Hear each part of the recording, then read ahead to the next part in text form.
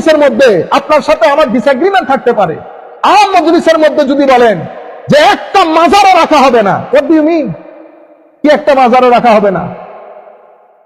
2-4 জন মানুষ দেখে হুঁশহারা হয়ে গেছেন, এই 2-4 জন মানুষ একসাথে করে হুঁশহারা হয়ে গেছে। আরে বেটা, মালেকশার উরুসের মধ্যে 15 লাখ মানুষ হয়, আপনি কোথায় কোথায় গিয়ে মাজার বানিতেছেন? আসেন চট্টগ্রামের বুকে শক্তির পরীক্ষা হয়ে যাক। এগুলো শিখাইতেছেন, একটা ব্যক্তি নাই, সবাই হুঙ্কার মারে বাংলাদেশের মধ্যে মাজার নিশ্চিহ্ন করে ফেলা হবে। ও ভাই, বন্ধদের নিশ্চিহ্ন করেন, সেটা একটা সিস্টেম অনুযায়ী আপনি করতে পারবেন নিশ্চিহ্ন? নিশ্চিহ্ন কে করবে? আমার কাজ হচ্ছে মানুষকে প্রথমে এডুকেট করা, এডুকেট করার পরে আমরা আইনের আশ্রয় নেই। আমি কি এটা আমি নিজে নিতে পারবো? আপনার ভাইকে অমুক ব্যক্তি হত্যা করেছে, আপনি নিজের চোখে দেখেছেন, আপনি ওই ব্যক্তিকে হত্যা করেছেন, কোর্ট কি আপনাকে মাফ করে দেবে? কোর্ট মাফ করে দেবে কেন? কারণ আপনি আইন নিজের হাতে তুলে নিয়েছেন। বেটা, আপনি আইন নিজের হাতে তুলে নিতে পারবেন না।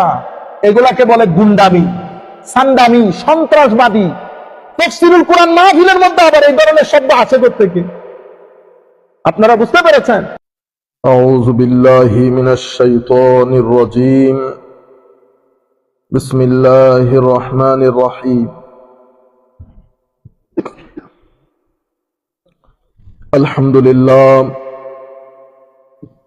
আলহামদুলিল্লাহি রাব্বিল আলামিন ওয়াল আকিবাতু লিল মুত্তাকিন ওয়াস সালাতু ওয়াস সালামু আলা সাইয়্যিদিল আমবিয়াই ওয়াল মুরসালিন ওয়া আলা আলিহি আত-তাইয়্যিবিন আত-তাহিরিন ওয়া আসহাবিহিল হাদিয়িন আল মাহদিয়িন ওয়া আলা আল্লাযীনা তাবাউহু বিইহসানিন ইলা ইয়াউমিদ্দিন। আম্মা বা'দ। وقد قال الله سبحانه وتعالى في القرآن الكريم: بسم الله الرحمن الرحيم. إن الله وملائكته يصلون على النبي يا أيها الذين آمنوا صلوا عليه وسلموا تسليما. اللهم صل على سيدنا محمد وعلى آل سيدنا محمد وبارك وسلم. اللهم صل على سيدنا محمد وعلى آل سيدنا محمد وبارك وسلم. সম্মানিত মুসল্লিয়ানে কেরাম, আমরা আজকে সূরাতুল বালাদের প্রথম অংশ আমরা গত সপ্তাহে বোধহয় আমরা ডিসকাস করেছি ইনশাআল্লাহ। আজকে সূরাতুল বালাদ এর দ্বিতীয় অংশ ফাক্কু রাকাবা, এখান থেকে আমরা ইনশাআল্লাহ কথা শুরু করব। আপনাদের কাছে যেটা অনুরোধ থাকবে সেটা হচ্ছে এই ধরনের দার্স যেগুলা হয়, দার্সুল কোরআন বা দার্সে হাদিস বা দার্সুল ফিকহ, এগুলা হচ্ছে আপনার এই গ্যাদারিং গুলা আসমানের নিচে জমিনের উপরে আমরা যত কিছুর কারণে একসাথে হই, যত কিছুর কারণে সবচেয়ে উত্তম সিটিং হচ্ছে, গ্যাদারিং হচ্ছে জ্ঞানের গ্যাদারিং। সেটা ফিজিক্স হইতে পারে, যে কোনো জ্ঞান, কিন্তু সেটা সেই জ্ঞানের সম্পৃক্ততা যদি কোরআনে পাকের সাথে হয় তো আসমানের নিচে জমিনের উপরে এর চেয়ে উত্তম জায়গা আর নাই।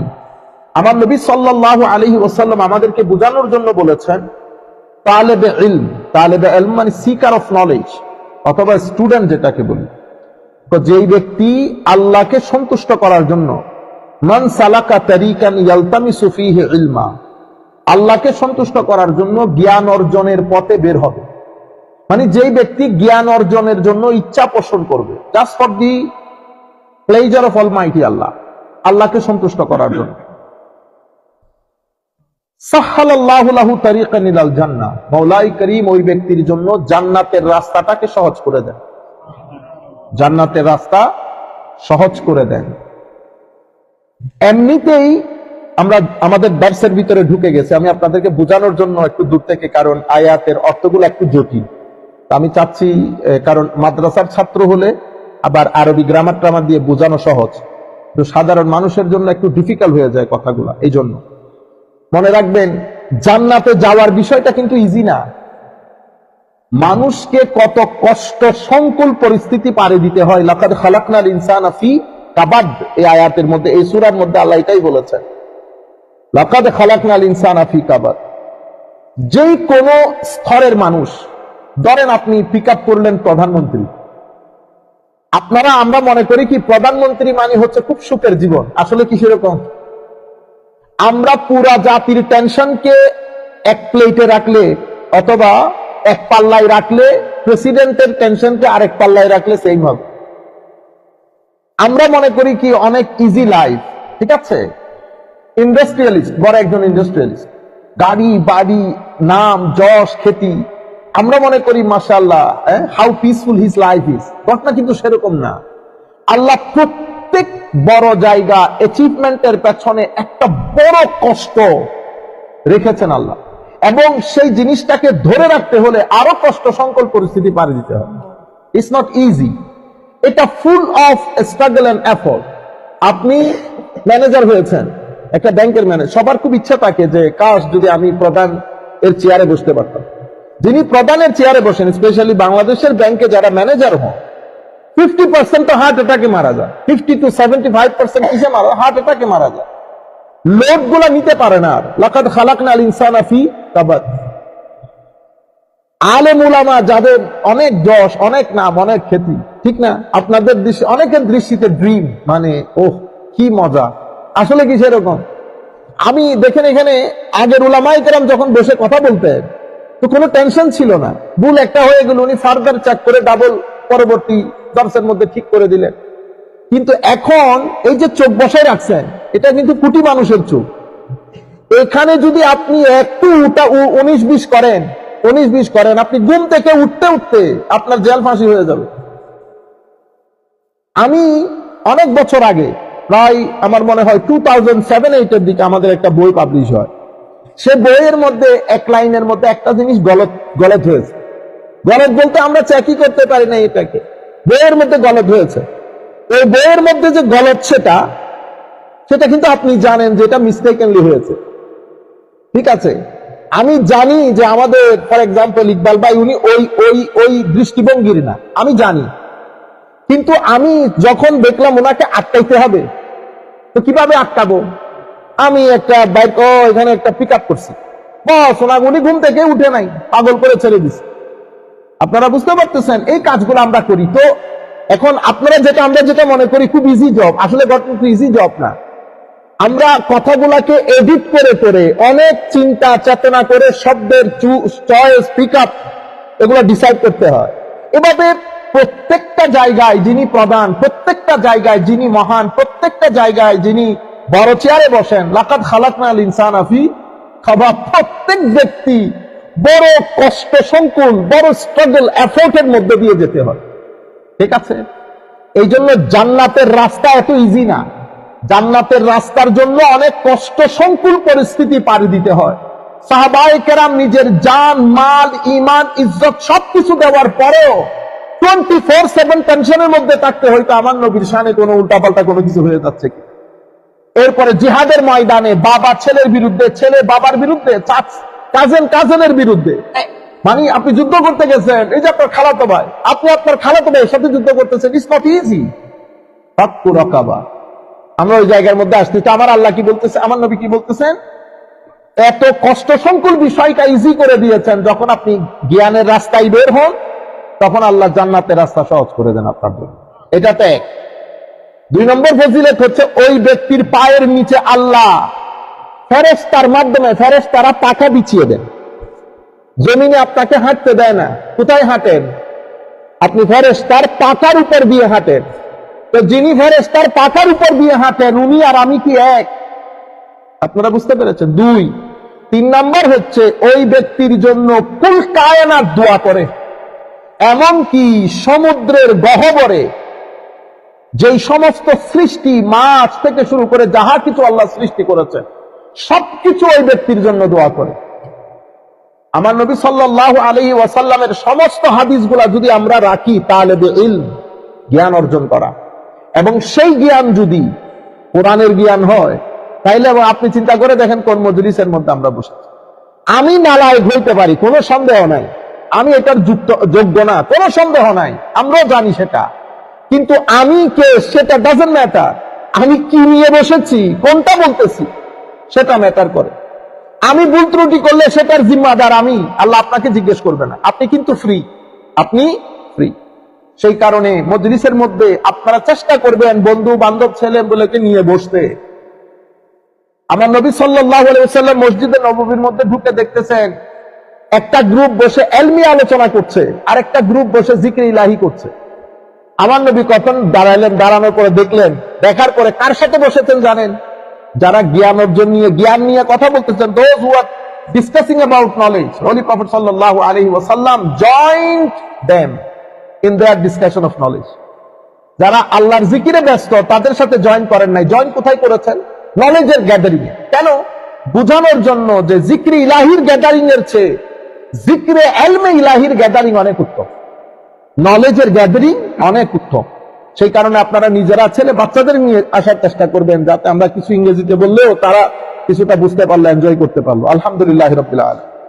তো আমরা যখন সূরাতুল বালাদ ডিসকাস করতেছিলাম, আল্লাহ রাব্বুল আলামিন আমরা শেষ যেখানে করেছি, আল্লাহ বলেছেন ওয়াহাদাইনাহুন নাজদাইন, আমি তাদের সামনে দুটি পথ উন্মোচন করে দিয়েছি। দুই রাস্তা বোঝানোর জন্য আমি অনেক নবী রাসূল পাঠিয়েছি।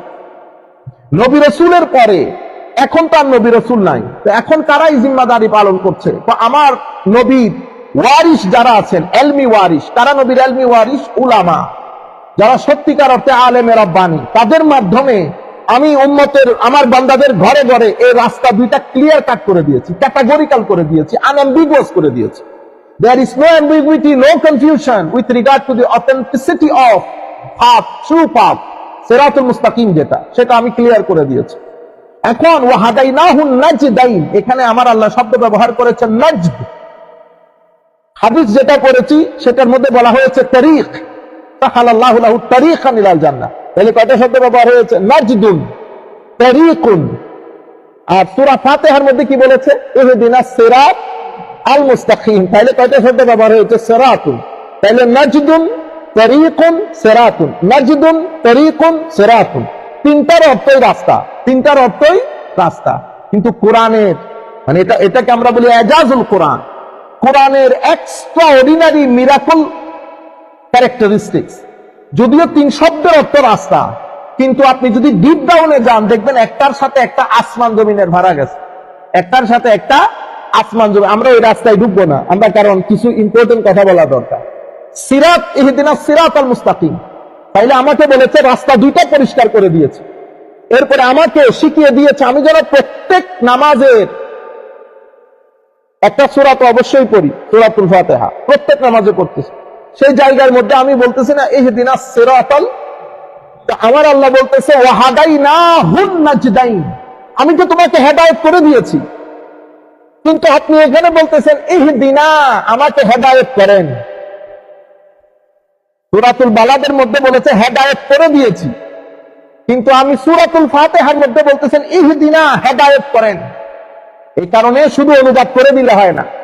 উলামায়ে কেরাম যখন অনুবাদ করেন, আলেমে রাব্বা, আমার মতো উলামা অনুবাদ করলে তাহলে আমি ঠিক ঠিক আমার মতো অনুবাদ করতে পারবো না। কেন? কারণ কোরআনের সমস্ত ইউসেজ গুলো আমার চোখের সামনে নাই। সেই কারণে আপনার ডিপেন্ড করতে হয় বড় উলামার উপর, যারা যখন কথা বলেন তখন কোরআন, হাদিস, উলামায়ে কেরামের অভিমত, সাহাবায়ে কেরামের, তাবেঈনের অভিমত তাদের চোখের সামনে হয়, তাদের চোখের সামনে হয়। সেই কারণে আমরা তাফসীরের কিতাব, তাফসীর পড়তে গেলে আমরা কার উপর ডিপেন্ড করি? ওই যারা মুফাসসির তাদের উপর ডিপেন্ড করি। কেন? কারণ তারা এক আয়াত যখন কথা বলেন তো কোরআনের এই ধরনের হাজারো আয়াত তাদের চোখের সামনে থাকে, আমাদের পক্ষে সম্ভব না। তাইলে ওয়াহাদাইনা, এই জিনিসগুলো পিক আপ করে কারা? আমাদের যারা এথিস্ট গ্রুপ আছে, ঠিক আছে, ইন্টেলেকচুয়াল গ্রুপ, তারা এগুলো পিক আপ করে মানুষকে বলে কনফিউজ করে দেয়। কেন? আমি একদম শুরুর দিন আপনাদেরকে বলেছিলাম কোরআন শরীফ বোঝার জন্য তিনটা জিনিস লাগে। প্রথম যে জিনিস সেটা হচ্ছে আরবদের পরিভাষা যদি না বুঝেন, কারণ এটা তো আরবি, তাহলে আমাকে এটা বোঝার জন্য আগে আরবদের আরবি বুঝতে হবে। আরবরা আরবি শব্দটাকে কোন সময় কিভাবে কোন অর্থে ব্যবহার করে এটা যদি না বুঝি তাইলে আমরা কোরআন শরীফ বুঝতে পারবো না। এরপর উলামায়ে কেরামের অভিমত জানতে হবে, হাদিস শরীফ জানতে হবে, তখন আপনি অনুবাদগুলো পারফেক্টলি করতে পারবেন। তাইলে ওয়াহাদাইনাহুন নাজদাইন, আমি দুটি রাস্তা পরিষ্কার করে দিয়েছি। তো এখানে হাদাইনাহু মানে কি হবে? আমি দুটি রাস্তা তোমাদের সম্মুখে একেবারে ক্লিয়ার করে দিয়েছি। আর সূরা ফাতিহার মধ্যে আমি বলতেছি ইহদিনা আস-সিরাতাল মুস্তাকিম, এখানে ইহদিনা মানি এই এরাতুত তরিকও হতে পারে, ইসাল ইলাল মতলুবও হতে পারে। ইরাতুত তরিক মানি ইহদিনা মানি আমাকে রাস্তা দেখান। আমরা বলতেছি আল্লাহ রাস্তা দেখাইলে হবে না শুধু, কেন? কারণ আপনি রাস্তা দেখাবেন বলতেছেন, তো ওখানে তো সিরাতুল মুস্তাকিমের উপর শয়তান বসা আছে, সেই তো বলতেছে লা আকউদান্না লাহুম সিরাতাকাল মুস্তাকিম, আমি তাদের সিরাতুল মুস্তাকিমের উপর বসা থাকবো। এখন যদি আমি ইহদিনা মানি বলি এরাতুত তরিক, রাস্তা দেখান, তা রাস্তা দেখান ওই তো আমার 7-5-14 বুঝাই আর 2 নম্বর রাস্তায় ঢুকাই ফেলবে, তাইলে কি হবে? তো না, ইহদিনার আরেকটা অর্থ হচ্ছে ইসাল ইলাল মতলুব, আল্লাহ আমাকে সিরাতুল মুস্তাকিমে পৌঁছিয়ে দেন। শুধু দেখাইলে হবে না রাস্তা, তাহলে পৌঁছাইলে কেমনে পৌঁছাবেন? আল্লাহ এসে পৌঁছাইতে পারবেন না।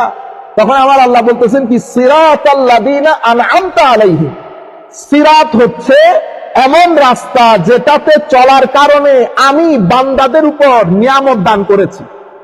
আনআমতা আলাইহিম মানে মুনআম আলাই, আল্লাহর ব্লেসেড বান্দা, যারা ব্লেসেড, নিয়ামত প্রাপ্ত।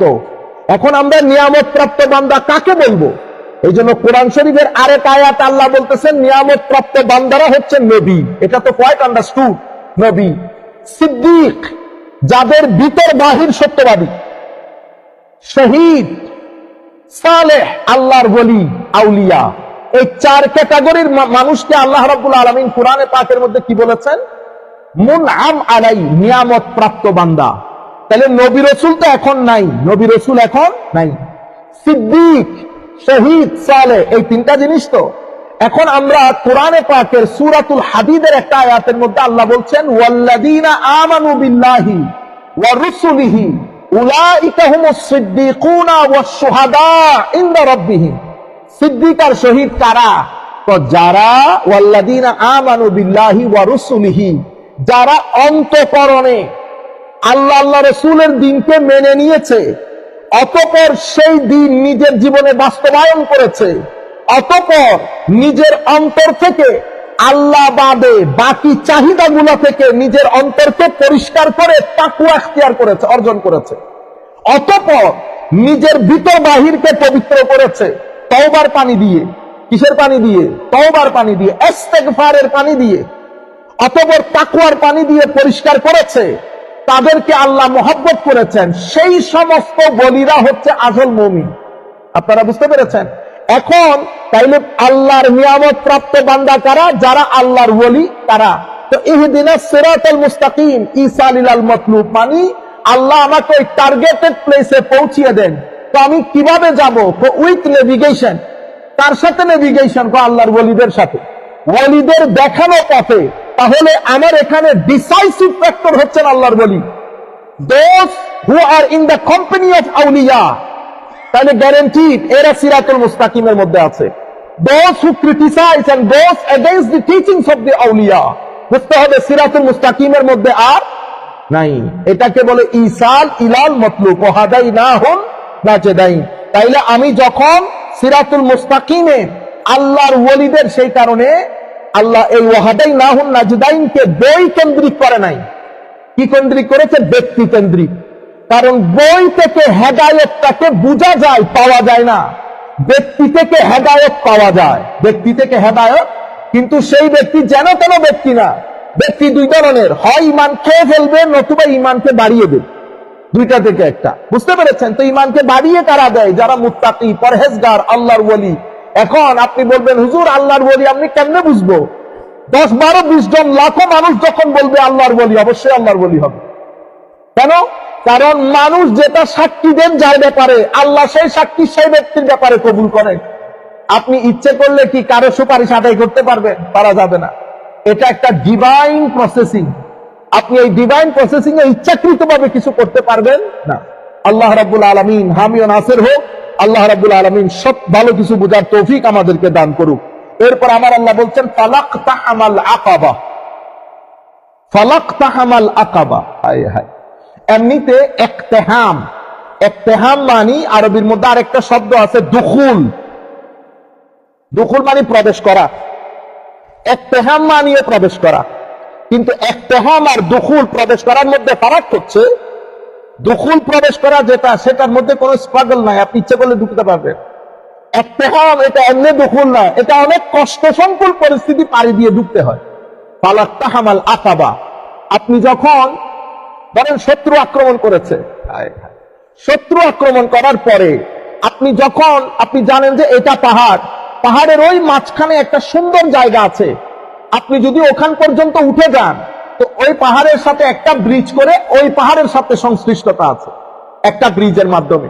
প্রথমে তো ওই মাঝখানের জায়গার মধ্যে যদি আপনি উঠে যান, আপনি জানেন যে শত্রু আর আপনাকে কি করতে পারবে না, ধরতে পারবে না।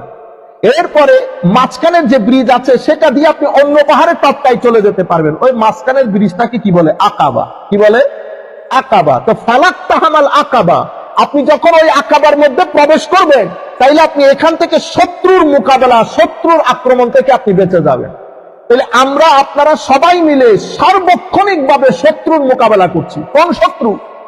হায় হায়, শত্রু দুই প্রকার, একটা জাহেরি, একটা বাতেনি, একটা প্রকাশ্য, একটা অপ্রকাশ্য, একটা বাহ্যিক, একটা অদৃশ্য, একটা সিন, একটা আনসিন।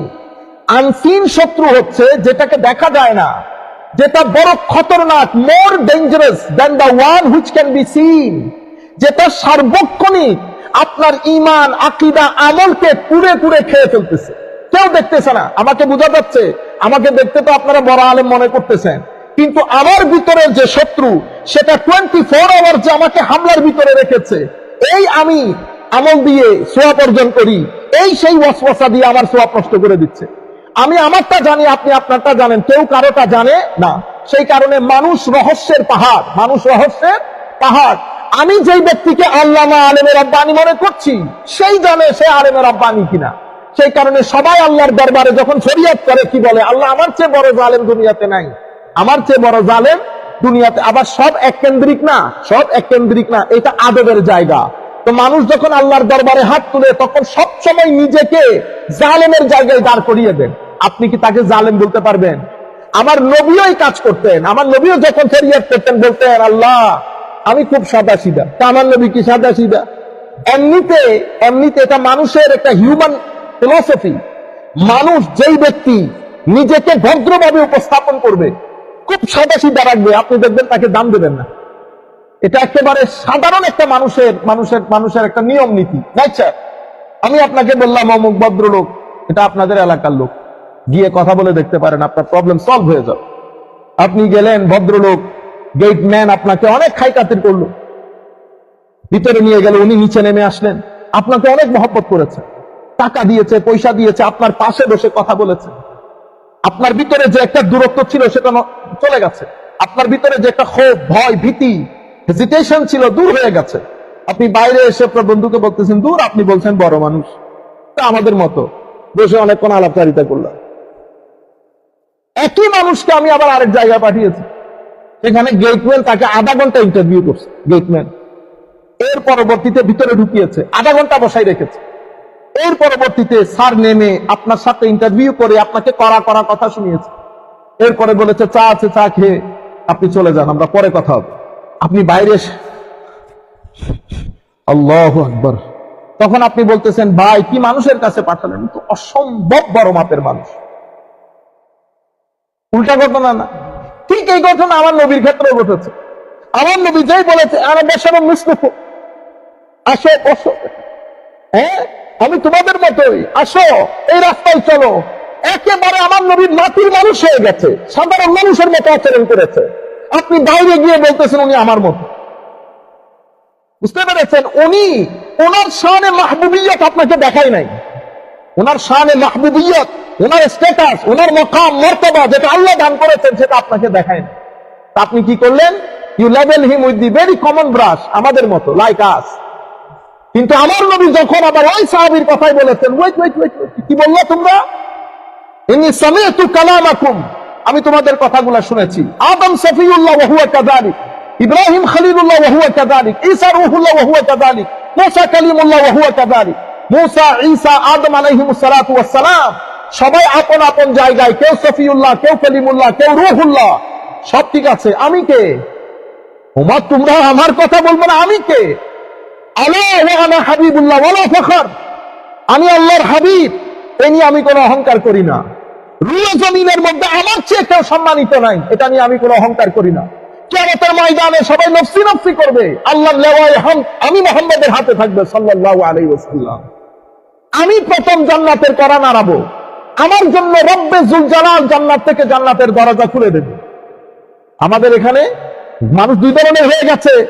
এক ধরনের লোক বলতেছে কিয়ামতের ময়দানে উনিও জানেন না উনার কি হবে। কেন? ওই আপনাকে বলেছে না তুমি ভয় পাইও না, আমিও তো তোমার মতো। তো আপনি বাইরে ওয়াজের মধ্যে বলতেছেন উনি তো আমাদের মতোই, উনিও জানেন না কিয়ামতের ময়দানে উনার কি হবে। আপনারা বুঝতে পেরেছেন? কিন্তু আমার আল্লাহ বলেছেন খবরদার, আমার নবী নবীকে যেভাবে উপস্থাপন করতেছে তোমরা আবার সেদিকে খেয়াল করিও না। ওয়ারাফানা লাকা যিকরাক আমি ভুলে গেছি, ওয়ারাফানা লাকা যিকরাক আমি ভুলে গেছি, আমি মাকামে মাহমুদ ভুলে গেছি, মাকামান মাহমুদা ভুলে গেছি, কদ জাআকুম মিনাল্লাহি নূর ভুলে গেছি, ওয়া তুআযযিরুহু ওয়া তুওয়াক্কিরুহু সব ভুলে গেছি আমরা। এই জন্য এটা মানুষের একটা ফিলোসফি। মানুষ মানে আরেকজনকে যখন খুব ছোট করে উপস্থাপন করে মানুষ ওইটাই বুঝে যে আমাদের মতোই হবে। তো আল্লাহ রাব্বুল ফালাক্তাহামাল আকাবা, কাজগুলো এত ইজি না। তো আপনি যখন ইকতিহাম বড় কষ্ট করে ঢুকতে হয়, তো আপনি যখন উপরে চলে গেছেন স্বাভাবিকভাবে শত্রু থেকে বেঁচে গেছেন। ও অনুরূপ ভাবে আমার ভিতরে শত্রু, রাত দিন এক মুজাহাদার মধ্যে থাকতে হয়। এই জন্য এই মুজাহাদাটাকে, এই যুদ্ধটাকে বদরের যুদ্ধের চেয়ে কঠিন বলেছে আমার নবী। বদরের যুদ্ধের চেয়েও আমার নবী কঠিন বলেছেন। বদরের যুদ্ধ কিছুক্ষণ হয়েছে, হওয়ার পরে শেষ। বুঝতে পেরেছেন?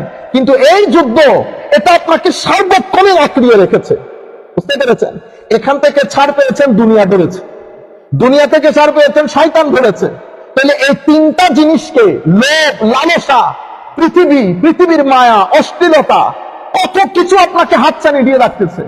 আমাদের ছেলেগুলা যারা এখানে বড় হচ্ছে, জব করে, কাজ করে, আপনি চিন্তা করে দেখেন তো তাদের উপর কি পরিমাণ স্ট্রিম রোলার যায়। দুনিয়া ডাকে তাদেরকে অন্য রাস্তায় টাকা ইনকাম ভেরি ইজি দিন দিন। কারণ এমন একটা দুনিয়াতে আমরা বসবাস করতেছি যেখানে টাকার কম্পিটিশন চলে। Everybody needs more money to live in a beautiful house, to use a good car. Everybody needs money. কিন্তু আপনি যে পরিমাণ টাকা আমরা ইনকাম করি সেটাতে মাস শেষ হওয়ার সাথে সাথে শেষ হয়ে যায়। কিন্তু এখানে অন্য রাস্তাও আছে টাকা ইনকামের। আপনি এক পরীক্ষা এখানে দিচ্ছেন, এক পরীক্ষা অশ্লীলতার দিচ্ছেন, এক পরীক্ষা সিস্টেম্যাটিক লাইফের দিচ্ছেন, এক পরীক্ষা সবরের দিচ্ছেন। এই তাবৎ পরীক্ষাগুলো দিচ্ছেন কি কারণে?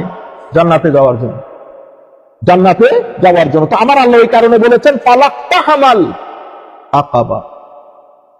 ওয়া মা আদরাকা মাল আকাবা। তোমরা জানতে চাইছো আকাবা কি? সুবহানাল্লাহ। আল্লাহুম্মা সাল্লি আলা সাইয়্যিদিনা মুহাম্মাদিন ওয়া আলা আলি সাইয়্যিদিনা মুহাম্মাদিন ওয়া বারিক ওয়া সাল্লিম। আমার আল্লাহ বলছেন ওয়া মা আদরাকা মাল আকাবা। সে ধর্মের ঘাঁটিতে প্রবেশ করে নাই। তোমরা জানো ধর্মের ঘাঁটি কি? আমার আল্লাহ তিনটা কথা বলেছেন এখানে। ফাক্কু রাকাবা, সেই ঘাঁটিগুলো যেগুলো আমাকে জান্নাতের রাস্তায় নিয়ে যাবে। কঠিন, কিন্তু কঠিনের শত্রুর মোকাবেলায় এই তিনটা কাজ আমাকে কোথায় নিয়ে যাবে? এই কয়েকটা কাজ আমাকে জান্নাতের দরজায় নিয়ে যাবে। প্রথম ফাক্কু রাকাবা। ফাক্কু রাকাবা মানে হচ্ছে দাস মুক্ত করা। কি মুক্ত করা? দাস মুক্ত। আপনারা জানেন in the time of the holy prophet সাল্লাল্লাহু আলাইহি ওয়াসাল্লাম পুরো পৃথিবীর মধ্যে দেয়ার ওয়াজ এ প্র্যাকটিস অফ স্লেভারি। প্রত্যেক ব্যক্তির কাছে দাস থাকতো। এটা তৎকালীন সমাজের একটা কি ছিল?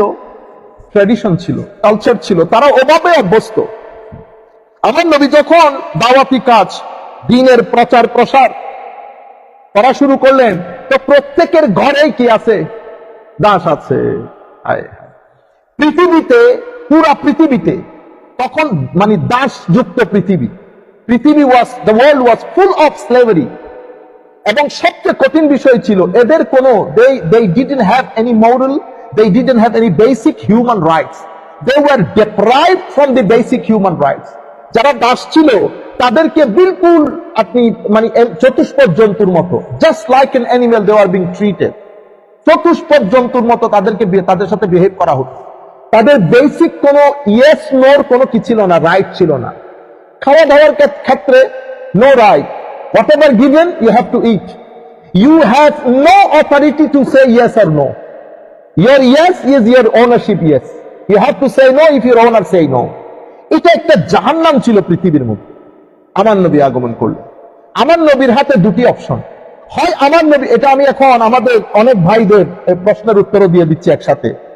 আমার নবী ইচ্ছে করলে এটা এক কলমে কি বলে দিতে পারতেন যে আজকে থেকে দাস প্রথা নিষেধ বলে দিতে পারতেন। তা আমার ভাইরা জিজ্ঞেস করে, কই উনি তো দাস প্রথা নিষেধ করেন নাই। আরে ভাই, আপনি সার্কামস্টেন্স একটু চিন্তা করবেন না, কনটেক্সটটা একটু স্টাডি করবেন না। আমার নবী যদি তখন বলে দিতেন যে আজকে থেকে দাস প্রথা নিষেধ, তো দাস যেগুলো মুক্তি হতো তাদের খাওয়া দাওয়ার দায়ভার আমার নবী নিতে পারতেন। তাদেরকে কোথায় রাখবেন? তাদের খাওয়া দাওয়া কি হবে? এর পরবর্তীতে যারা মুক্ত করেছে এদের কারো কৃষি কাজ, কারো ব্যবসার কাজ, এই কাজগুলো কে সামাল দেবে? তো আমার নবী স্ট্র্যাটেজিক্যাল হয়েছে, টেকনিক্যাল হয়েছে। আমার নবী একগোতে ফুটকারে নিষেধ করেন নাই। আমার নবী কি করেছেন? গ্রাজুয়ালি, আমার নবী গ্রাজুয়াল নীতি অবলম্বন করেছেন। গ্রাজুয়ালি এমন কিছু সিস্টেম ডেভেলপ করেছেন যে সিস্টেমের আন্ডারে আমার নবী চেয়েছেন যাতে এই দাস প্রথা পৃথিবী থেকে একেবারে এলিমিনেট হয়ে যায়। আমার নবী শুধুমাত্র বাই ল করে, আমার নবী চান নাই যে শুধু আইন দিয়ে আমি এটাকে কি করে এলিমিনেট করি।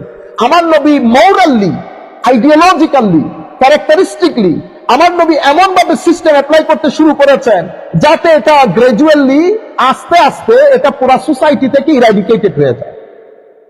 আমার নবী কি করলেন দেখেন, প্রথমে ফাক্কু রাকাবা, এই যে দাস মুক্তির জন্য ইসলামী শরীয়তের মধ্যে যত হুকুম আহকাম, রোজা ভেঙেছেন, কসম ভেঙেছেন, অনেক কিছুর জন্য সদকা ফিদিয়া দিতে হয়, প্রত্যেক জায়গার মধ্যে আমার নবী দাস মুক্তি জিনিসটা কি করে দিয়েছেন।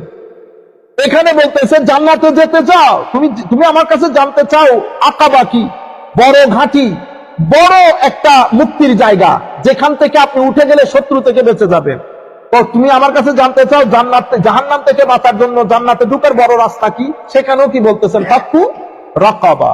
রোজা ভেঙে ফেলেছেন ইচ্ছাকৃত ভাবে, আপনি এখন সৎকা করবেন, তো প্রথম কি? ফাক্কু রাকাবা, আগে দাস মুক্তি। তো যারা ফাইন্যান্সিয়ালি এই বল, তারা আস্তে আস্তে দাসগুলাকে মুক্ত করা শুরু করেছে, নাম্বার 1।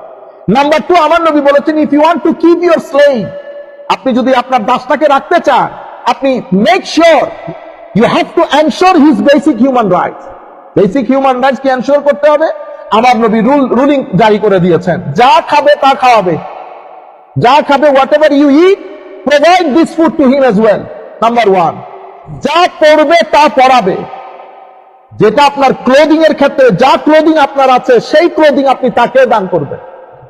বুঝতে পেরেছেন? নাম্বার 2। নাম্বার 3, আপনি তাকে তার সাধ্যের বাইরে কোনো কিছু তার উপর চাপিয়ে দিতে পারবেন না। তো আপনাকে তো ধরতে গেলে আমার নবী সাল্লাল্লাহু আলাইহি ওয়াসাল্লাম দাসের উপর যে অত্যাচার হচ্ছে সেটা আমার নবী কি করে মিনিমাম লেভেলে নিয়ে এসেছে। যা পড়বেন তা পড়াবেন, যা খাবেন তা খাওয়াবেন, তাকে তার সাধ্যের বাইরে কোনো কিছু চাপিয়ে দিতে পারবেন না। তাইলে তো দাসটা অলরেডি টেকনিক্যালি মুক্তই হয়ে গেছে, আপনি তো তাকে দাস হিসেবে ট্রিটই করতে পারতেছেন। এই গ্রাজুয়ালি আমার নবী এটাকে এলিমিনেট করতে করতে পুরো পৃথিবী থেকে দাস প্রথাই খতম হয়ে গেছে, পুরো পৃথিবী থেকে দাস প্রথাই খতম হয়ে গেছে। আমার নবী হাদিসে পাকের মধ্যে ইরশাদ করেছেন, if you want to protect yourself from the hell fire, যদি আপনি চান আপনাকে জাহান্নামের আগুন থেকে মুক্ত হতে, তো রিলিজ আ স্লেভ, মেক হিম ফ্রি। আপনি কোন একটা দাসকে মুক্ত করে দেন। আপনি যদি আমার নবী শেষ পর্যন্ত বলতেছে, তুমি যদি চাও তোমার চোখ প্রটেক্ট করতে জাহান্নামের আগুন থেকে, তো একটা দাসের চোখকে মুক্ত করে দাও। What does it mean? That means free him, তাকে মুক্ত করে দেন। ফাক্কু রাকাবা। তাইলে আমরা এখান থেকে পুরো কনটেক্সচুয়াল বিষয়গুলো বুঝলাম এবং এতটুকুনো বুঝেছি আমার নবী এক কথার মধ্যে যদি দাসকে মুক্ত করে দিতেন, তো রাষ্ট্রের কাছে এত ফাইন্যান্সিয়াল এবিলিটি ছিল না, রাষ্ট্র তাদেরকে একসাথে এনে রাষ্ট্র তাদেরকে খাওয়াবে, পড়াবে, শেল্টার দেবে, ওই ফাইন্যান্সিয়াল এবিলিটি রাষ্ট্রের ছিল না। সেই কারণে আমার নবী গ্রাজুয়াল নীতি অবলম্বন করে পুরা সোসাইটিকে দাস প্রথা বিলুপ্তির সাথে ইনভলভ করেছেন। এটা হচ্ছে আমার নবীর ইউনিক লিডারশিপ, যেটা আমার নবী সব ক্ষেত্রে করেছেন। আমরা ইনশাআল্লাহ এটা কোন একটা জুমার মধ্যে আপনাদেরকে বলবো।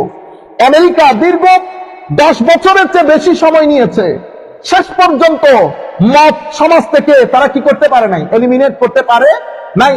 প্রথম 2 বছর যখন মদকে ব্যান করে দেওয়া হয়েছিল, সেই 2 বছরে শুধু মানুষের এই প্রটেস্টে মদ ব্যানটাকে তুলে দেওয়ার জন্য শত শত মানুষ মারা গেছে, শত শত মানুষ মারা গেছে। ঘরে ঘরে মানুষ মদের আসর বসিয়েছে যখন মদ ব্যান করে দেওয়া হয়েছে।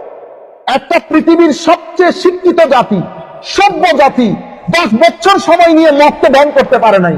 আর আমার নবী সাল্লাল্লাহু আলাইহি ওয়াসাল্লাম 1400 বছর আগে আল্লাহ যখন গ্রাজুয়ালি মদকে হারাম করেছেন, গ্রাজুয়ালি, প্রথমে একদিনে হারাম করেন নাই, গ্রাজুয়ালি যেদিন বলেছে আজ থেকে মদ দেন, তখন সাহাবায়ে কেরাম, সোসাইটি, তারা রেডি হয়ে গেছে।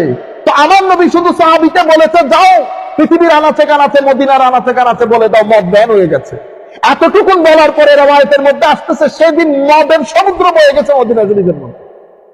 সেই তারিখ থেকে আজকের তারিখ পর্যন্ত মুসলমানরা লাখ খারাপ হতে পারে, কিন্তু রাস্তার মধ্যে যখন আপনাদেরকে মদের চেক করা হয়, মুসলমান দেখলে এখনো পর্যন্ত সমীহ করে, আর যাই হোক মুসলমান মদ খাবে না।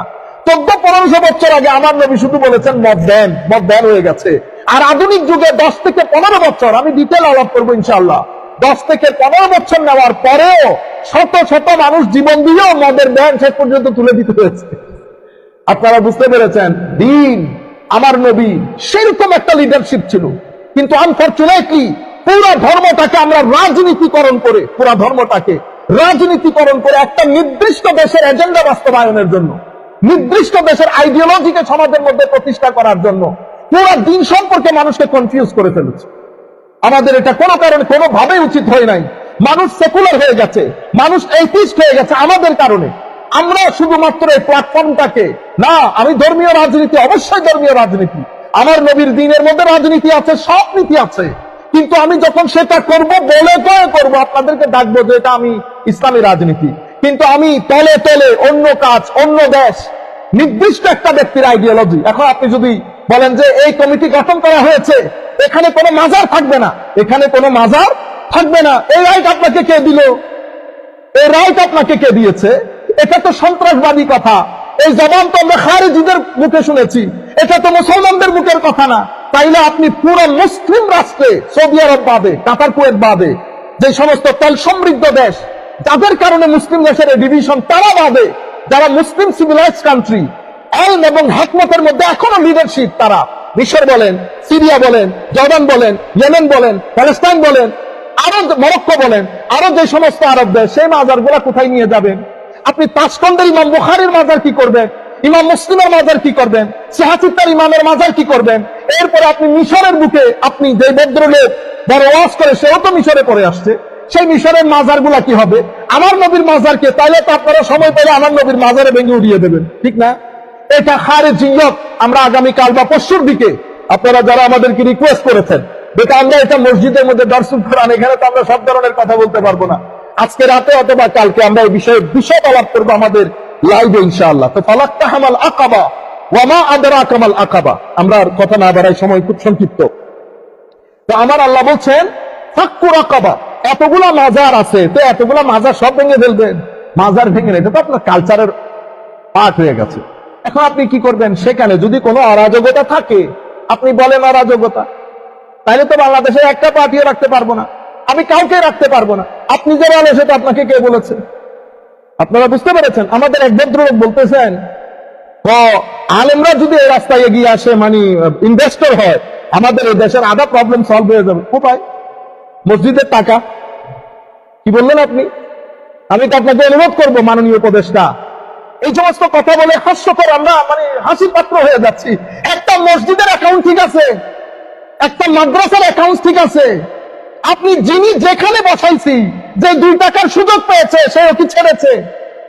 হ্যাঁ, এত বড় বড় আপনি বলবেন না কোনো কিছু হয় নাই। তাহলে আমি আপনাকে অনুরোধ করি, আপনি একজন ইনকাম ট্যাক্সের অফিসার, বুকের সাহস থাকলে ইনকাম ট্যাক্সের অফিসার এনে বলেন, আমাকে ইনভেস্টিগেট করেন, ইনকোয়ারি করেন, এরপর আমার বিরুদ্ধে আমার পুরো ইনকামের উপর মাদ্রাসার ইনকাম আপনি ইনকাম ট্যাক্সের অফিসার ডাকেন, ইনকাম ট্যাক্সের অফিসার এসে তারা আপনার ইনকোয়ারি করুক, আপনাকে কে টাকা দিয়েছে, টাকা কোথায় কোথায় খরচ হয়েছে, যিনি টাকা দিয়েছেন উনি কেন টাকা দিয়েছে। Very simple. আমরা এই জিনিসগুলো, আপনি যেটা বলেছেন, আমি আপনার সাথে 100% একমত মাননীয় উপদেষ্টা, যে মাদ্রাসায় আলেম উলামা, হ্যাঁ সত্যিকার আলেম উলামা যদি আসে অবশ্যই পরিবর্তন আসবে। কিন্তু গত 10, 15, 20 বছরে আমরা আলেম উলামারা যে খেলা দেখিয়েছি, টাকা পয়সা সবকিছুর ক্ষেত্রে, বুঝতে পেরেছেন? আমরাই সেই মানুষ, 50,000 টাকা ছাড়া ওয়াজ করি না। আজকে আপনি বলতে পারবেন বড় বড় সভা 1-1.5 লাখ টাকা বাদে ওয়াজ করেছি।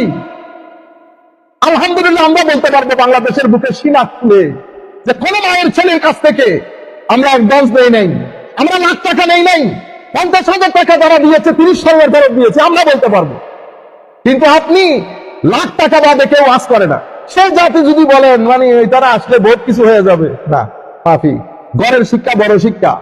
শুধু আমি পাঞ্জাবি টুপি পরে ফেললে হবে না, পাঞ্জাবি টুপি পরে ফেলে তো বরবাদ হয়ে গেছে। আল্লাহ রাব্বুল আলামিন আমাদের হামি ও নাসির হোক। ফাক্কু রাকাবা, প্রথমে হচ্ছে দাস মুক্তি। তো দাস মুক্তির পুরো বিষয়টা আমরা বুঝতে পেরেছি। আর ইতআমুন যী মাসগাবা, এরপর আমার আল্লাহ বলছেন তোমরা কি জানতে চাও জান্নাতে যাওয়া সহজ রাস্তা? দুর্ভিক্ষের দিনে গরিবকে অন্নদান। আও মিসকিনান আও ইতআমুন ফি ইয়াউমিন যী মাসগাবা, তাহলে ফাক্কু রাকাবা। এখন তার দাস নাই, তাহলে এখন আমরা কোথায় যাব? এই আয়াত নিয়ে আমাদের সমাজে অনেক ব্যক্তি আছে কর্জের কারণে মাথা তুলে দাঁড়াইতে পারছে না, ব্যবসা করতে পারতেছে না, পরিবার পারিবারিক ভাবে ভেঙে চুরে একাকার। তাহলে আমাদের দায়িত্ব কি? ফাক্কু রাকাবা, তার গর্দান, তার এই কর্জ থেকে তার গর্দানকে মুক্ত করা। এবং আমাদের দেশে যারা ফাইন্যান্সিয়ালি খুব বেশি কষ্টের মধ্যে আছে তাদেরকে সহযোগিতা করা, এগুলা হচ্ছে জান্নাতে যাওয়ার সহজ রাস্তা। এরপরে আউ ইতআমুন ফি ইয়াউমিন যী মাসগাবা, দুর্ভিক্ষে দিনে অন্ন দান করা। এখন আমাদের সমাজের মধ্যে গরিব গোরাবা অনেক মানুষ অন্ন নিয়ে সমস্যায় থাকে। তাইলে আমার আল্লাহ সহজ রাস্তা কোনে দেখিয়েছে? যাদেরকে খাওয়া দাওয়ার ক্ষেত্রে মানুষকে সহযোগিতা করা। আপনাদের যাদের কাছে ভালো টাকা পয়সা আছে, আপনারা অন্তত $50 তো আমরা প্রত্যেক ব্যক্তি খরচ করতে পারি না? আপনারা গ্রাম অঞ্চলের মধ্যে প্রত্যেক ব্যক্তি যে কোনো একটা পরিবারকে স্পন্সর করবেন, তাকে মাসে মাসে $50 দিবেন। অথবা আপনারা $500 একসাথে করে এলাকার মধ্যে যারা যে কাজ করতে চায় তাদেরকে বলবেন এটা চাঁদা, তুমি আবার 2 মাস পরে আমার টাকা আমাকে ব্যাক করে দিবে। এভাবে আপনারা সহযোগিতা করবেন সবাই মিলে। আপনারা তো সহযোগিতা করতেছেন বিদায় এই হালত, অনেকে বুঝেও না, করতেছেন বিদায় এই হালত, না করলে তো হালত আরো খারাপ হইতো। প্রত্যেকের এলাকাতে সহযোগিতা করেন নিঃসন্দেহে, সেটা জারি রাখবেন। আর যারা করেন না তারা করার চেষ্টা করবেন। তাহলে আও ইতআমুন ফি ইয়াউমিন যী মাসগাবা ইয়াতীমান আও মিসকিনান যা মাতরাবা। আবার আল্লাহ বলেছেন মিসকিন মানে মাতরাবা মানে তুরাব, মাটি, অর্থাৎ মাটি মিশ্রিত মিসকিন। তার মানে হচ্ছে একেবারে নিঃস্ব মানুষকে কি করা? আও মিসকিনান যা ইয়াতীমান যা মাতরাবা আও মিসকিনান যা মাতরাবা, অর্থাৎ আপনার ইয়তীম আত্মীয় স্বজন যারা আছে তারা এবং গরিব অসহায় ব্যক্তি তাদেরকে অন্নদান। তাহলে অন্নদান কাকে করব? সহযোগিতা কাকে করব? ফাইন্যান্সিয়ালি আমার আত্মীয় স্বজনের মধ্যে গরিব এবং বেশি অসহায় মানুষ, তাদেরকে আমরা অর্থনৈতিকভাবে সহযোগিতা করব, অর্থনৈতিকভাবে তাদেরকে মুক্তি দান করব। এটা হচ্ছে আমাদের জান্নাতে যাওয়ার সহজ রাস্তা। আচ্ছা, এরপরে আমার আল্লাহ কি বলেছেন? সুম্মা কানা মিনাল্লাযীনা আমানু ওয়া তাওয়াসাউ বিস-সাবরি ওয়া তাওয়াসাউ বিল মারহামা। অতঃপর শুধু আপনি ভালো কাজগুলো করলেন কিন্তু ইমানের ক্যাটাগরিতে আসলেন না, এরকম হবে না। আমার আল্লাহ কি বলতেছেন? সুম্মা কানা মিনাল্লাযীনা আমানু, এরপরে মুমিনের কাতারে শামিল হও, ওয়া তাওয়াসাউ বিস-সাবর ওয়া তাওয়াসাউ বিল মারহামা, পরস্পরকে সবরের উপদেশ দেয় এবং রহমতের উপদেশ দেয়। তাইলে একটা ইমানের ক্যাটাগরিতে ঢুকার পরে মানুষকে একজন আরেকজনকে ধৈর্যের কথা বলা। কারণ এই পৃথিবী, ওই যে বলেছে, এটা কষ্টের পৃথিবী। এটা এখানে ফিতনা পাবেন, মানসিক কষ্ট, শারীরিক কষ্ট। এখানে ধৈর্য বাদে আপনি নাড়াচাড়া করতে পারবেন না। এখানে ম্যাক্সিমাম অনেক মানুষ ইউরোপের মধ্যে আত্মহত্যা করে এই ধৈর্যের কনসেপ্ট না থাকার কারণে। তা আমাদের ধর্মের মধ্যে একটা মৌলিক কনসেপ্ট ধৈর্য, ওয়া তাওয়াসাউ বিস-সাবর। আমাদেরকে ধৈর্য ধরতে হবে। কেন? কারণ এটা full of tribulation, full of sedition এই পৃথিবী। এটা ফিতনার দুনিয়া, এখানে আপনি কষ্ট পাইতেই হবে। এখানে যেই ব্যক্তিকে আপনি সারা জীবন, ফর এক্সাম্পল আপনি বলতেছেন হুজুর দেখছেন এরা আমি প্রত্যেক মাসে 10,000 টাকা দিই, 10 বছর সে ছেলের বিয়ে দিয়েছে, আমাকে দাওয়াতি করে নাই। কমন না একেবারে?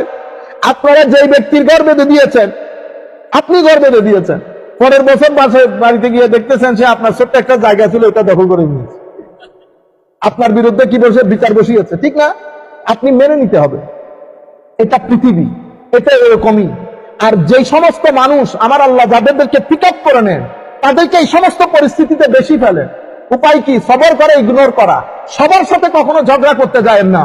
এমন ব্যক্তির সাথে জিন্দেগিতে ঝগড়া করবেন না যার একটা কথা আপনার ইজ্জত চলে যাবে। এই জন্য আমার নবীকে বলেছেন, যদি হাবিব এই জাহেল মূর্খরা যদি আপনার সাথে কথা বলে কালু সালামা, হুজুর ইগনোর করেন, বলেন ঠিক আছে, তোমরাও ঠিক আছে ভাই, তোমার ধর্ম নিয়ে তুমি থাকো, কথাই বলিয়েন না। আপনারা ভদ্রলোক জ্ঞানী মানুষের সাথে আর্গুমেন্ট করেন, ইজ্জত থাকবে। এই সমস্ত লোকের সাথে ঝগড়া করতে গেলে আপনি একেবারে ওদের ক্লাসে নেমে আসতে হবে। আপনি ওদের ক্লাসে নেমে কথা বলতে পারবেন না। আল্লাহ রাব্বুল আলামিন আমাদেরকে রক্ষা করুক। এটা দুনিয়া।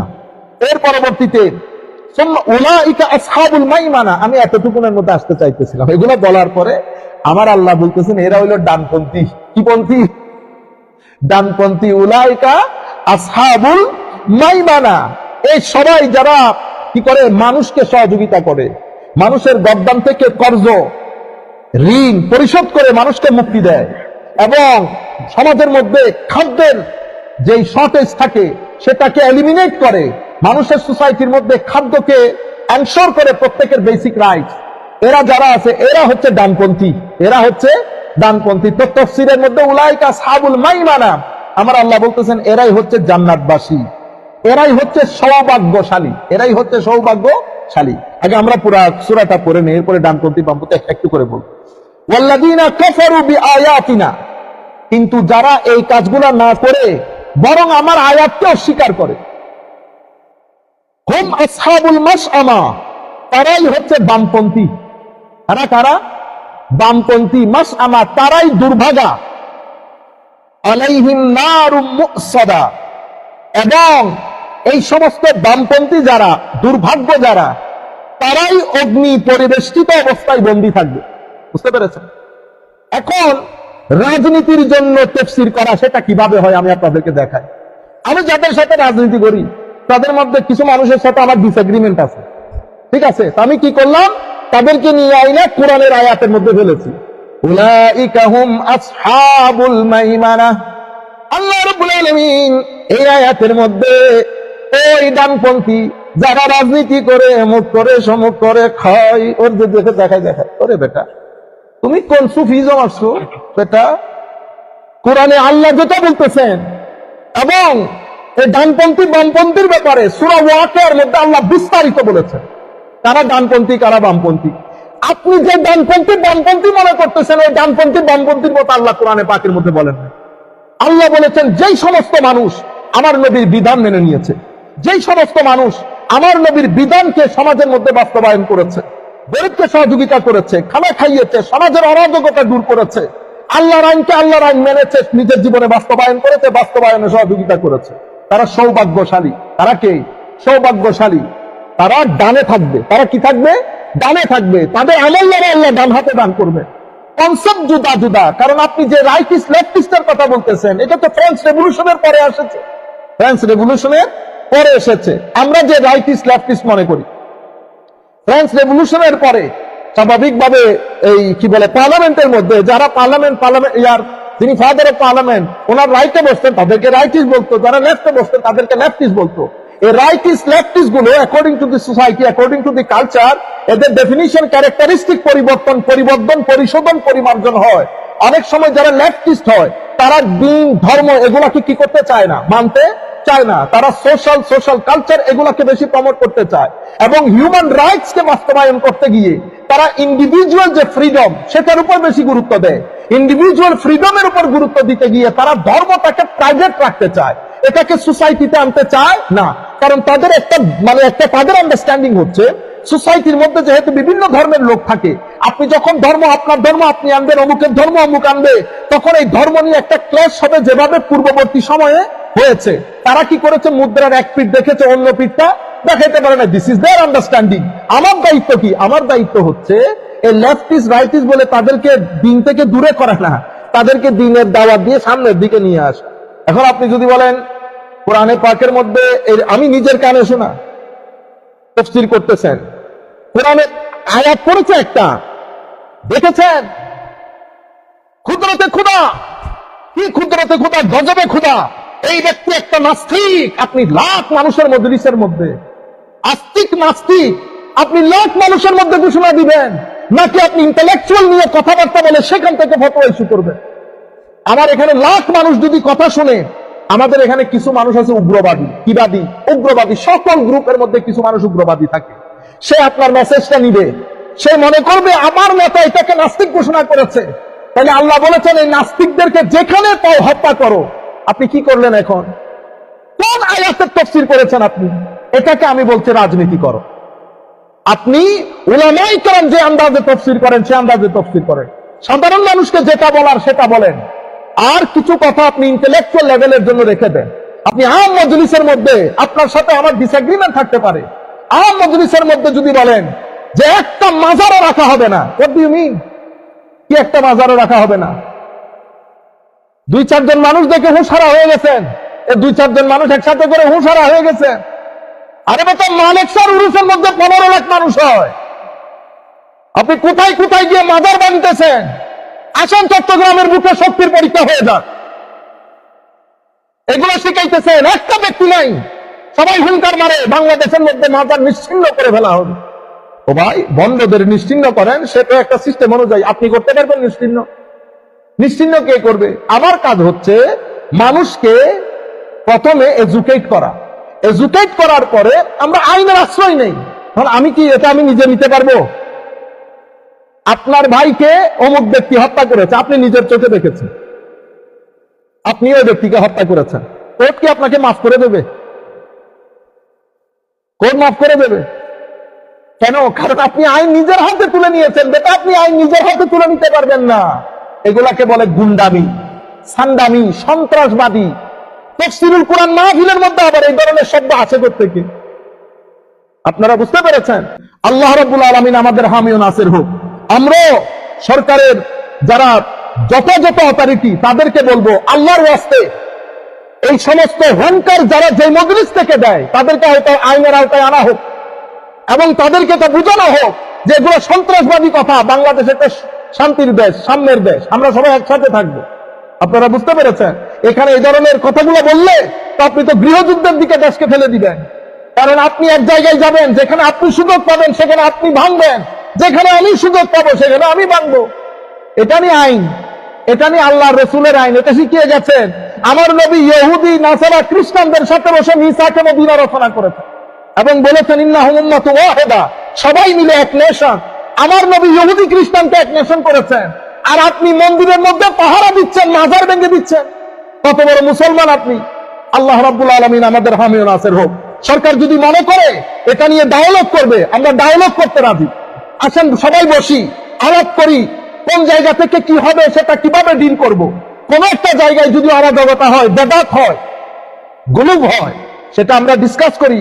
সব দলের লোক বসে, মতের লোক বসে একসাথে বলে আমরা একটা সুন্দর শান্তিপূর্ণ একটা ওয়ে আউট বের করি। এটা না সুন্দর কথা? মাজার ভেঙে দাও, অমুক ভেঙে দাও, আল্লাহ আমাদের হামি ও নাসির হোক। ঠিক আছে? তাইলে কোরআনে পাকের মধ্যে আল্লাহ সূরাতুল ওয়াকিয়ার মধ্যে, আপনারা যারা মাদ্রাসার ছেলে আছেন অনেকে এই সমস্ত কথাগুলো জিজ্ঞেস করেন, আপনারা যদি সূরাতুল ওয়াকিয়া পড়েন, সূরা ওয়াকিয়ার মধ্যে আল্লাহ রাব্বুল আলামিন বিস্তারিত বলেছেন। আপনারা যদি ইজা ওয়াকাতিল ওয়াকিয়া লাইসা লিওয়াকাতিহা কাযিবা খাফিদাতুর রাফিদা রাফিআ ইজা রুজ্জাতিল আরদু রাজ্জা ওয়া বুসসাতিল জিবালু বাসসা ফাকানাত হাবাআন মুনবাত্তা ওয়া কুনতুম আজওয়াজান সালাসা। তারা তিনটা গ্রুপ হবে। আসহাবুল মাইমানা, মা আসহাবুল মাইমানা, আমার আল্লাহ বলতেছেন যারা ডান দিকে হবে, কতই সৌভাগ্যবান যারা ডান দিকে থাকবে। কারা ডান দিকে থাকবে? আল্লাহ রাব্বুল আলামিন যাদের আমলনামা ডান হাতে দান করবে। এটা একটা সিম্বল। যারা ডান হাতে আমলনামা নেবেন জান্নাতি, যারা বাম হাতে আমলনামা নেবেন তারা জাহান্নামী। পুরা কিয়ামতের ময়দানে সবাই দেখবে জান্নাতি কে আর জাহান্নামী। আল্লাহ রাব্বুল আলামিন সেই দিন আল্লাহ যেন আমাদেরকে অপমান, অকল্যাণ থেকে আল্লাহ রক্ষা করেন। আল্লাহ যেন আমাদের দুশমনদেরকেও আমলনামা ডান হাতে দান করেন। ওয়া আসহাবুল মাশআমা, মা আসহাবুল মাশআমা, আর যারা বাম দিকে থাকবে তারাই কতই দুর্ভাগা। এরপর আমার আল্লাহ বলছেন ওয়াসাবিকুন আস-সাবিকুন উলাইকাল মুকাররাবুন। অনেক কথা বলার পরে নিচে এসে আমার আল্লাহ রাব্বুল আলামিন ইরশাদ করছেন ওয়া আসহাবুল ইয়ামিন, মা আসহাবুল ইয়ামিন, যারা ডান দিকে তারা কতই ভাগ্যবান। ফি সিদরিন মাখদুদ, তারা কাঁটাবিহীন বদ্রিকা বৃক্ষে তাদের অবস্থান। ওয়া তালহিম মামদুদ, এবং কাদি কাদি কলায়। ওয়া জিল্লিম মামদুদ, দীর্ঘ ছায়ায়, অর্থাৎ কলা, ফ্রুট সব কিছুর বাগান আমার আল্লাহ রেখেছেন। যারা ডান দিকে থাকবেন, আমলনামা ডান হাতে থাকবে, তারা এই ধরনের বাগানের মধ্যে থাকবে। এরপরে বলতেছেন, শেষে গিয়ে বলতেছেন লি আসহাবিল ইয়ামিন ওয়া কানু ইয়াকুলুনা ওয়া লা মাজমুউন সুম্মা ইন্নাকুম লাআকিলুন ফাশারিবুন। এরপর আমার আল্লাহ বলতেন আসহাবুল শিমাল, মা আসহাবুশ শিমাল। পরবর্তীতে জাহান্নামের কথা বলেছে, তাদেরকে এই দেওয়া হবে, তাদের কাঁটাযুক্ত খাদ্য তাদেরকে দেওয়া হবে, এটা তাদের পেটের আতুরি সহ বের করে নিয়ে আসবে।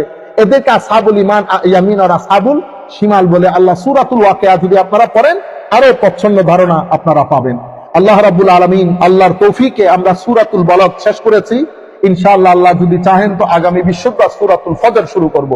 আপনারা যদি সূরাতুল ফজর আসার ওই দিন একবার পড়ে নেন সূরাতুল ফজর, তাইলে এক দুইবার পড়ে নিলে আমরা এখানে পড়লে আপনাদের ভালো লাগবে। আল্লাহ রাব্বুল আলামিন আমাদের হামি ও নাসির হোক। মাওলাই করিম আমাদেরকে কবুল করুক। আমাদের হক ভাইয়ের মেয়ে অসুস্থ, উনি দোয়া চেয়েছেন, আপনারা সবাই দোয়া করবেন। এবং আরো বিভিন্ন জায়গা থেকে মানুষ দোয়া চান, সবার জন্য দোয়া রইল। আল্লাহ রাব্বুল আলামিন সবার মনোবাসনা পূর্ণ